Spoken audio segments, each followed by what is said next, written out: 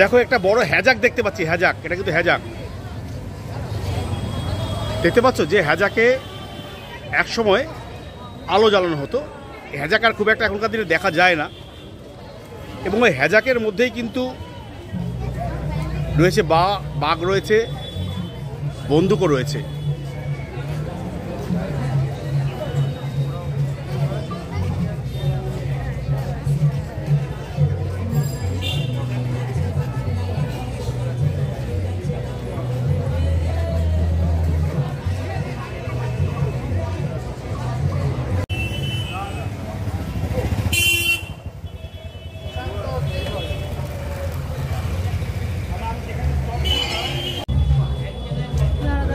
আমি রমেন আর আমার channel rod of উত্তরবঙ্গের প্রত্যেকে স্বাগত। এই মুহূর্তে আমি চলে এসেছি বরিশা ক্লাবে এবং দেখাচ্ছি বরিশা ক্লাবে যাযাবরদেরকে নিয়ে এক সময় যে আদিম মানুষ ছিলেন তারা যেভাবে করে জীবিকা নির্বাহ করতেন এবং ধীরে ধীরে যেভাবে করে উন্নতি করলেন, সেটাই কিন্তু দেখানো হয়েছে। শিল্পী মানস দাস যিনি পরিকল্পনা করেছেন পুরোটাই।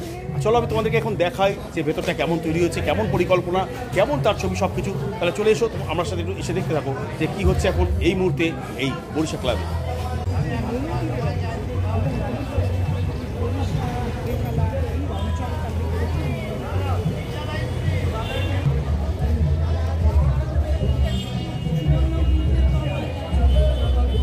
এই বরিশা ক্লাবে কোথাও তুলে ধরা হয়েছে সুন্দরবনের কথা। দেখো এই মুহূর্তে যদি তোমাদেরকে দেখায় সুন্দরবনের যে ম্যানগ্রোভ, সেটা এখানে দেখানো হচ্ছে। শিল্পী মানস দাস, দারুণ পরিকল্পনা। এবং দেখো এখানে রয়েছে বনবিবির পালা, অর্থাৎ সুন্দরবনে যদি যাও তাহলে কিন্তু বনবিবির পালা দেখতে পাবে। সুন্দরবনের ধর্মমত নির্বিশেষে মানুষেরা কিন্তু যে পুজোটা করে তিনি হচ্ছেন বনবিবি। সেই বনবিবির পালা এখানে দেখতে পাচ্ছি বরিশা ক্লাবে। আসলে এখানে বলা হচ্ছে যে মানুষ যখন যাযাবর ছিল তখন মানুষ বিভিন্ন জায়গায় তারা ঘুরে বেড়াতেন এবং প্রচুর হিংস্র পশুর সাথে তাদের দেখা হতো, এবং কোথাও কোথাও হিংস্র পশুরা তাদের আক্রমণ করত কিংবা তারা হিংস্র পশুদেরকে মেরে ফেলতেন। ধীরে ধীরে গড়ে উঠল জনবসতি, এই ধীরে ধীরে জনবসতি গড়ে উঠল। জনবসতি গড়ে ওঠার পর ধীরে ধীরে তাদের মনে উদ্রেক হলো ভক্তি ভাবনার, এবং সেখান থেকে প্রচুর মন্দির তৈরি হলো। জল জঙ্গলে ভরা জমি ধীরে ধীরে বাসস্থানে পরিণত হতে লাগলো, এবং নদীগুলো, অর্থাৎ নদীমাতৃক দেশ যেহেতু আমাদের এই ভারতবর্ষ নদীমাতৃক দেশ, আমাদের এই বাংলা, সেখানে নদীর মাধ্যমে শুরু হলো তাদের বাণিজ্য এবং আদান প্রদান। আসলে এই যে এই মুহূর্তে আমি যে অঞ্চলে দাঁড়িয়ে আছি, অর্থাৎ বেহালার যে বরিশাতে দাঁড়িয়ে আছি, এই বরিশাও কিন্তু এক সময় ছিল সুন্দরবনের অন্তর্গত। আসলে আমরা বাঘ কিন্তু আমাদের এখানে আসেনি, আমরা কিন্তু বাঘের জায়গায় প্রবেশ করে গেছি। এই বেহালা আর বরিশা অঞ্চলে সে সময় প্রচুর মন্দির গড়ে উঠেছিল, প্রচুর শিব মন্দির, এবং এখনও আমার মনে হয় দক্ষিণ কলকাতার সবথেকে বেশি মন্দির কিন্তু এই বেহালা বরিশা অঞ্চলে আছে। অর্থাৎ সেটাই তুলে ধরা হয়েছে এখানে। শিল্পী মানস দাস সেটাই তুলতে চেয়েছেন, এবং আমরা দেখতে পাচ্ছি অসাধারণ একটা দৃশ্য। যে সময় মানুষেরা যাযাবর ছিল ধীরে ধীরে তারা ঘরবাড়ি তৈরি করতে লাগলো, তারা নদীকে কাজে লাগিয়ে তারা ব্যবসা বাণিজ্য করতে লাগলো। এরপর ভক্তির উদ্রেক হলো, তারা বিভিন্ন মন্দির গড়ে তুলল। আসলে যেটা বলছি যে এই মুহূর্তে কিন্তু আমি যেখানে দাঁড়িয়ে, এটাও কিন্তু একসময় সুন্দরবনের অন্তর্গত ছিল, এবং সেই সুন্দরবনের অন্তর্গত ধীরে ধীরে মানুষ এখানে বসতি স্থাপন করেন, এবং বেহালা বরিশা অঞ্চল হয়ে ওঠে জনবসতিপূর্ণ একটা অঞ্চল। বাঘ কিন্তু আমাদের এখানে আসেনি, বরঞ্চ আমরাই কিন্তু বাঘের ডেরায় প্রবেশ করেছি। এবং দেখো এখানে বিভিন্ন যে যাযাবর আমলে যে সময় যে মূর্তিগুলো দেখতাম, যে সময় তখনকার দিনে যে মানুষেরা যেভাবে থাকতেন, দেখো দেখছি সেটা। আর শিল্পী মানস দাস, অসাধারণ সুন্দর পরিকল্পনা তার।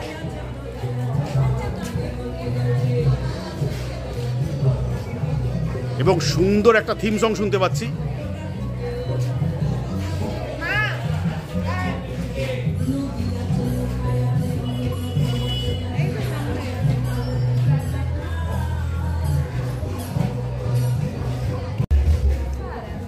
দেখো এখানে সিংহের সাথে রয়েছে কিন্তু বাঘ, অর্থাৎ বনবিবিতে কিন্তু আমরা বাঘ দেখতে পাই। যারা বনবিবির পুজো যেখানে হয়, সুন্দরবনের প্রত্যন্ত অঞ্চলগুলোতে যদি যাওয়া যায়, দেখা যায় সেখানে কিন্তু বনবিবির থান রয়েছে।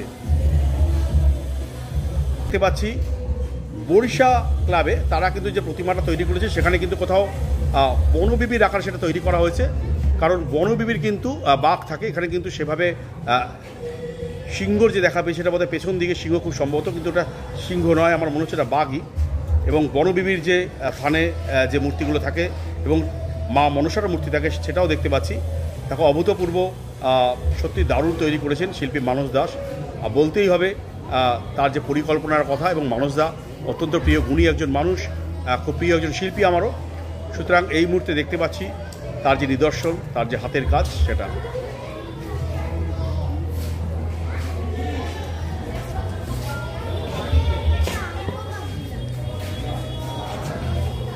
এবং সুন্দরবনের প্রদত্ত অঞ্চলগুলোতে ধর্মমত নির্বিশেষে কিন্তু আমরা দেখি সেখানে সেখানকার মানুষেরা বনবিবির পুজো করেন, তারা যে ধর্মাবলম্বী মানুষ হন না কেন। অর্থাৎ সেই বনবিবির কিছুটা কিন্তু রূপ দেওয়া হয়েছে এই প্রতিমার মধ্যে।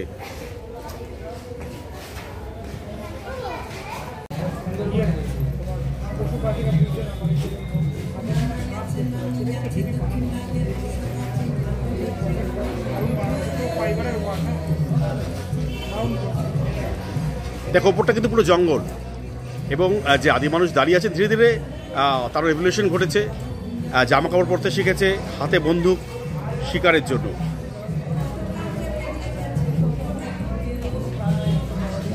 এবং একটা জিনিস লক্ষ্য করো, খড়ম পরে আছে কিন্তু, অর্থাৎ তারা প্রথম তখন জুতো পরতে শিখছে, খড়ম পরেছে, হাতে বন্দুক উঠেছে, জামা কাপড় পরতে শিখেছে, অর্থাৎ মানুষের বা ধীরে ধীরে উন্নত হতে আরম্ভ করলো।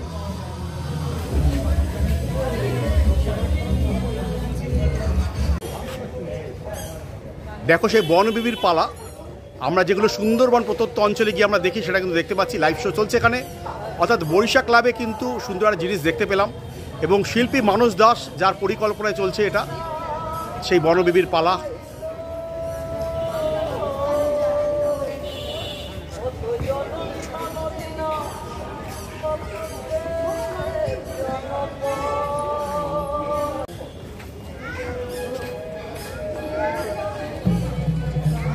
দেখতে পাচ্ছ সে বনবিবির পালা, যেগুলো সুন্দরবনে যখন আমরা যাই ঘুরতে এগুলো কিন্তু দেখানো হয়।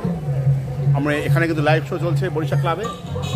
সত্যি একটা সুন্দর পরিকল্পনা শিল্পী মানস দাসের।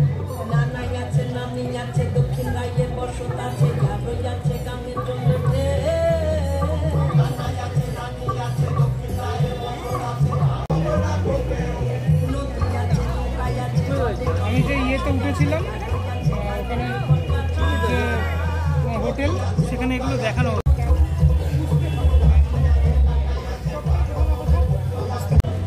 তাহলে কেমন লাগলো আজ বরিশা ক্লাবের এই ভিডিওটা, অবশ্যই তোমরা জানিও। এই মুহূর্তে বিদায় নেব বরিশা ক্লাব থেকে, কারণ আরও অনেকগুলো ভিডিও এখন আসার বাকি রয়েছে আমার চ্যানেল রটা উইথ রমেনে। সুতরাং সঙ্গে থেকো। তাহলে টাটা, বাই বাই, বেরোচ্ছি এখন। পুজো তোমাদের প্রত্যেকের ভালো কাটুক। দেখা হচ্ছে আবার একটা নেক্সট ভিডিওতে।